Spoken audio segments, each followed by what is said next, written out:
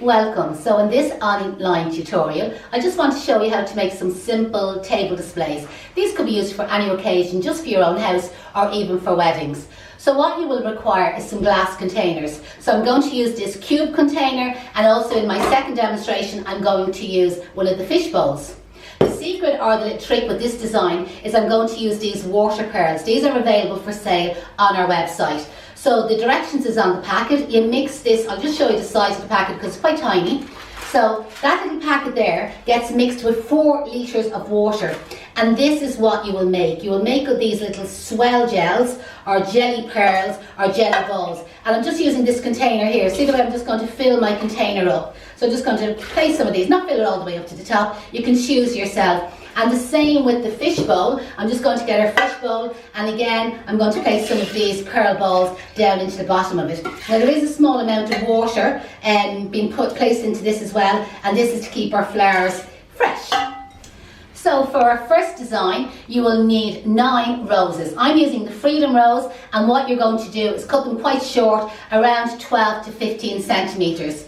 You'll also need some short little sprigs of, I'm using eucalyptus, but any foliage that you choose, and again around the 12 to 15 centimetres in length, and also a couple of sprigs of gyp, just small sprigs of gyp. You can see I've just trimmed off the lower pieces, and again 12 to 15 centimetres, and you'll also need some sellotape. So to start off, you need 4 strips of sellotape, excuse the noise there. I'm just going to open one of the lengths of sellotape and just place it widthways across the container. I'm not being really exact with the length of it. If you're doing this at home, you can spend a little bit more time. So I have 2 pieces going widthways, and now I'm going to go the opposite way. And what I'm doing is I'm creating a grid of 9 squares. It'll be very hard to see this on the camera, but I'm just going to tuck in the sellotape, and you'll just see it then. So that shouldn't come up there. Just press that on there again. I'll just need one more piece of tape there, just where it's just a little bit damp. There we go. So I'm just now squeezing in the sellotape, and I will hold it sideways, and you'll see the grid a little bit more now where I've actually creased in our tape. So I'll just hold that sideways. So you can see the grid with the sellotape, and just where I have squeezed the sellotape there together just to make it a little bit narrower. And instead of the sellotape, you could actually use clear anchor tape if you had that in stock. So now with our short sprigs of eucalyptus, I'm going to place 1 or 2 little sprigs of eucalyptus down into each of the little squares, into the little grid. So as I said, you can nearly see in the end of this container where it doesn't look like there's any of the jelly balls. That's where it's water. So you'll find then that your material, your greenery, your gyp and your flowers will be able to drink water.